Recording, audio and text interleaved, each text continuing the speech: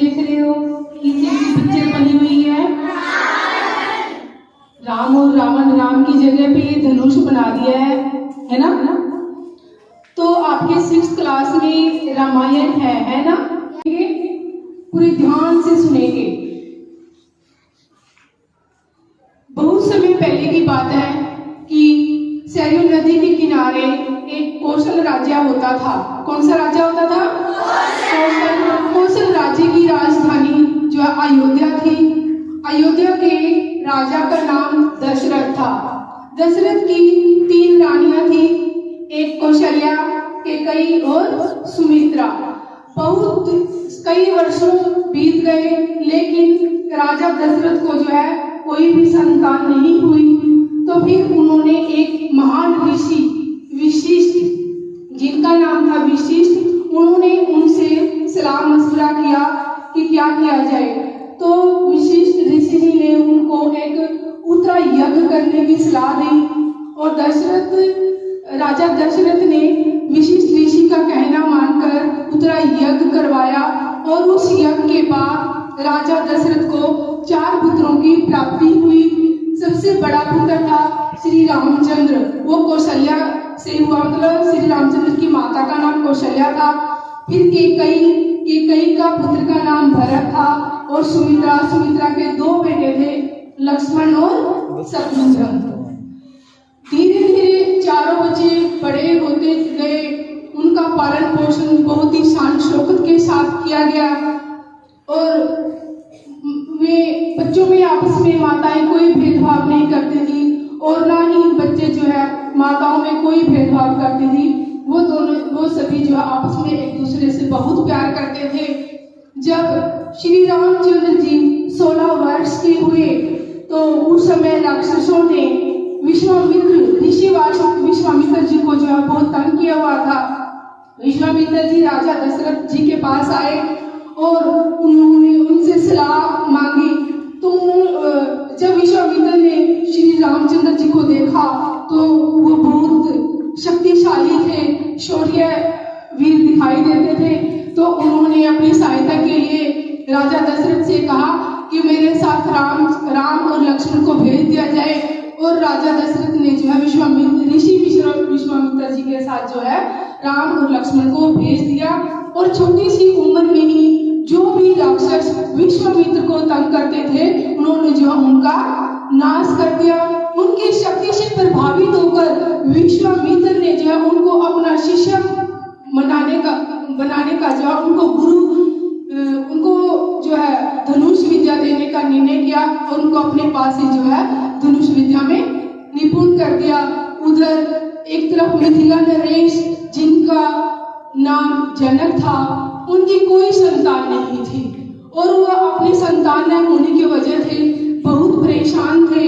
तो एक दिन क्या हुआ कि उनको अपने ही राज्य के कुंड में एक छोटी सी बच्ची मिली। उस बच्ची को देखकर राजा जनक बहुत खुश हुए और उसको अपने राजमहल में ले गए और उसको अपनी बेटी बना लिया। और उसका क्या नाम रखा? सीता। उसका नाम सीता रखा। धीरे धीरे सीता बड़ी होती चली गई और एक टाइम ऐसा आया कि वो शादी के लायक हो गई। राजा जनक जो है अपनी बेटी के लिए एक योग्य वर चुनना चाहते थे। तो उन्होंने अपनी बेटी सीता से बातचीत करके उनके समयवर रचाने की सोची और समयवर रचा। तो वहां पर जो है बहुत बड़े बड़े योद्धा आए, राजा आए अपनी शक्ति का परिचय देने के लिए। और वहां जनक ने शिव रूपी धनुष को रखा कि जो भी इस धनुष को तोड़ेगा, उठाएगा, तो वो जो है मेरी बेटी सीता से शादी करेगा। तो सीता की सुंदरता और शक्ति, उसके गुणों के चर्चे तो पहले ही चारों तरफ फैले हुए थे। बहुत सारे राजा योद्धा वहां पर जो अपनी शक्ति का परिचय देने के लिए आए।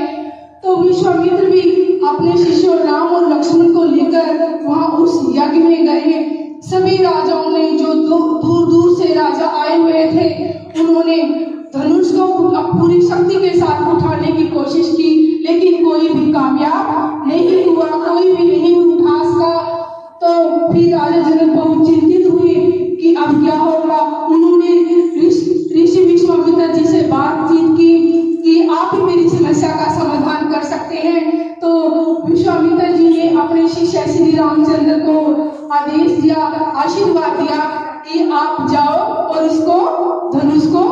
उठाने की कोशिश करो। अपने गुरु का आशीर्वाद पाकर श्री रामचंद्र जी जो है धनुष उठाने के लिए गए और इन्होंने पहले ही प्रयास में जो है धनुष को उठाया और उस पर प्रचंड चढ़ाते हुए जो है उसको तोड़ दिया। और राजा जनक ने शर्त के अनुसार जो है अपनी बेटी सीता का विवाह श्री रामचंद्र जी के साथ कर दिया। बड़ी धूमधाम के साथ रामचंद्र जी सीता को जो है अयोध्या लेकर आए। उनका बहुत ही शान शौकत के साथ स्वागत किया गया। जब रामचंद्र जी की शादी को 12 वर्ष हो गए थे और उधर से राजा दशरथ भी काफी बुजुर्ग हो गए थे, लेकिन अभी तक रामचंद्र जी की भी जो है कोई संतान नहीं थी। तो राजा दशरथ ने ये सोचा कि मैं जो है अब अपना उत्तराधिकारी या जो है अपने बेटे रामचंद्र को बनाता हूँ। तो उसके राज्याभिषेक की तैयारियां शुरू हो गई और उधर जो है जो भरत था कैकेयी का बेटा वो अपने ननिहाल मतलब नाना जी के घर गया हुआ था। तो उनकी दासी मंथरा ने रानी कैकेयी को भड़काना शुरू कर दिया कि एक बार एक युद्ध में कैकेयी ने जो है राजा दशरथ की जान बचाई थी और राजा दशरथ ने उनको 2 वर देने का वचन दिया था। तो मंथरा ने कैकेयी रानी को भड़काया कि आप जो है अपने उन दोनों वर को जो है आज मांग सकते हो। पहला वर ये कि भरत को राजगद्दी पर बैठाया जाए और दूसरा वर ये कि श्री रामचंद्र को 14 वर्ष का वनवास दिया जाए।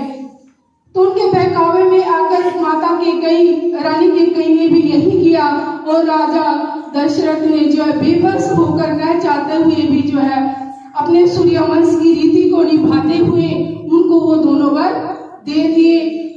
और वचन सुनकर जब लक्ष्मण और सीता माता को पता चला कि रामचंद्र जी 14 वर्ष के लिए वनवास जा रहे हैं, तो उन्होंने भी जो है उनके साथ जाने का निर्णय किया और वो वनवास के लिए चल पड़े। उधर से पीछे से जब भरत जो है अपने ननिहाल से अयोध्या लौटते हैं और उनकी पूरी बात का पता चलता है कि मेरी माता जी के कहने पर मेरे बड़े भाई को जो वनवास दिया गया है, तो उनकी अपनी माता जी के साथ बहुत कहा सुनी होती है और जिद में आकर वो अपने बड़े भाई को लेने के लिए वनवास चला जाता है। और वहां पर जाकर अपने बड़े भाई से बहुत निवेदन करता है कि आप मेरे साथ चलिए, क्योंकि आप ही जो है दशरथ के सबसे बड़े बेटे हो और उत्तराधिकारी का जो है अधिकार आपको ही है, राजा बनने का अधिकार आपको है।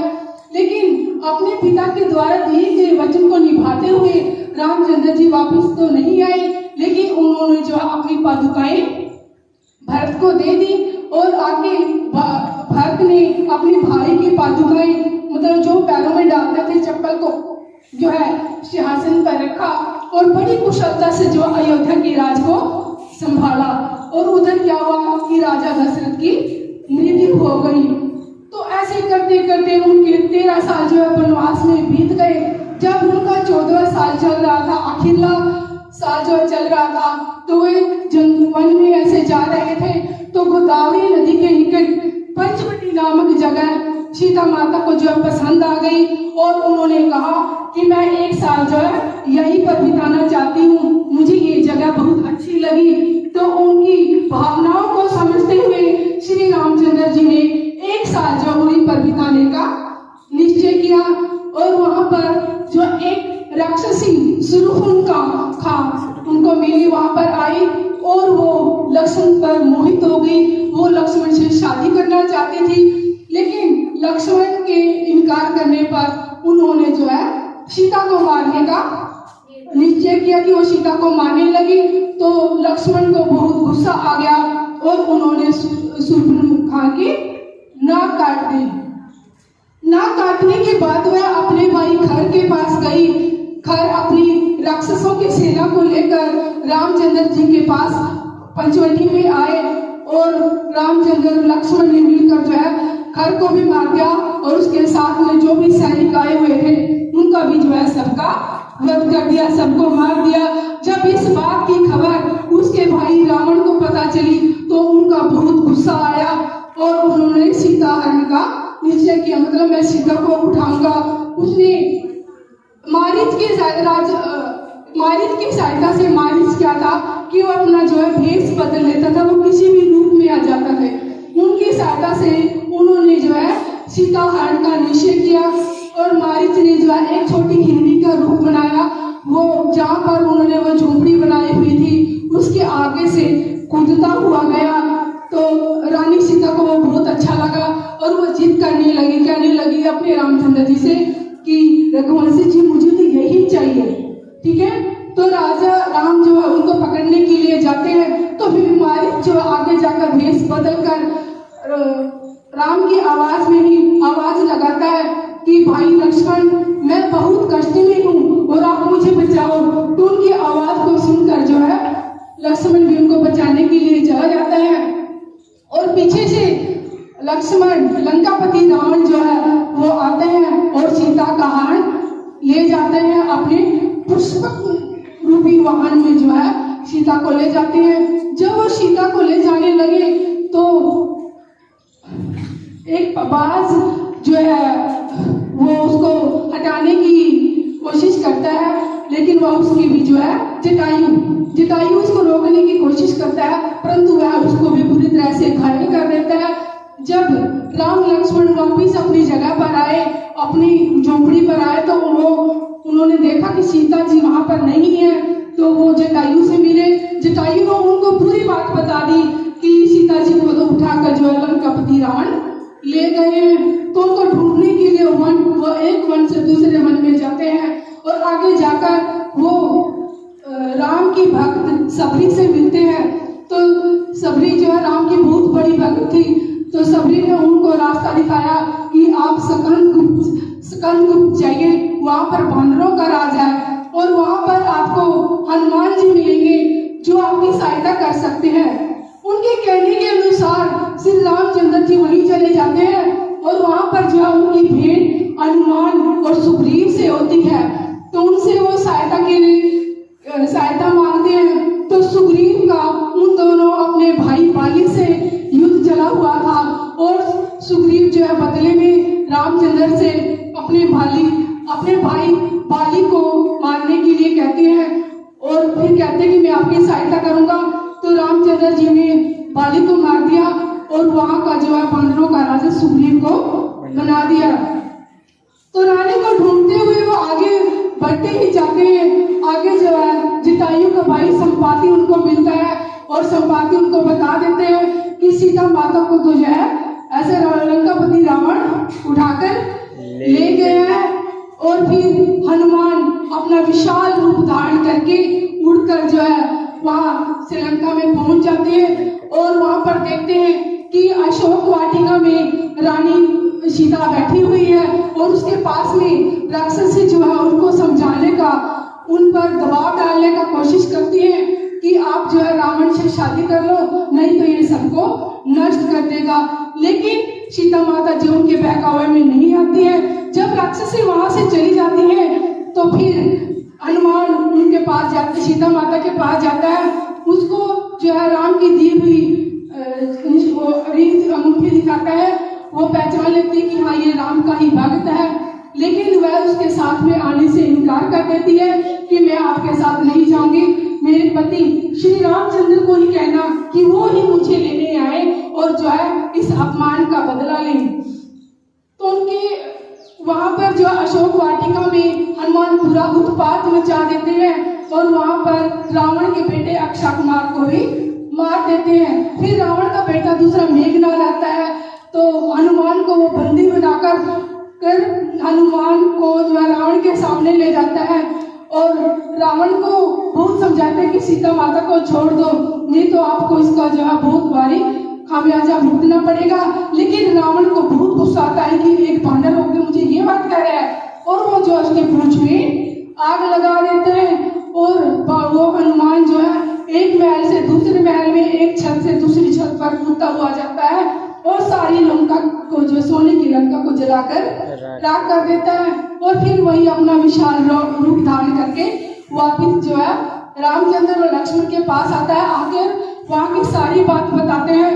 तो फिर वहां पर दो बंदर थे, नल और नील, उनकी सहायता से राम सेतु रास्ते का निर्माण किया जाता है कि मतलब जिस भी पत्थर पर राम लिखेंगे वहां पर वो पानी में समुद्र में नहीं डूबेगा। तो वो उस रास्ते की सहायता से वानरों की सेना लेकर श्री रामचंद्र लक्ष्मण जो है श्रीलंका पहुंच जाते हैं। वहां पर उनको उसका भाई विभीषण मिलता है।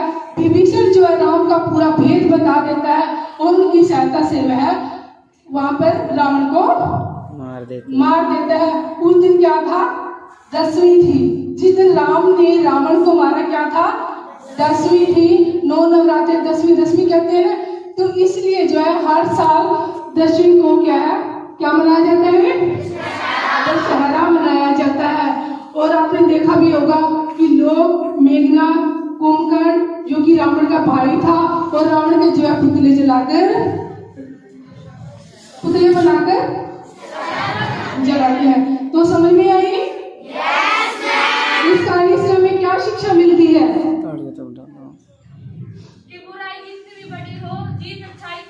हाँ, बुराई चाहे कितनी भी शक्तिशाली क्यों ना हो, जीत तो हमेशा अच्छाई की ही होती है, धर्म की ही होती है।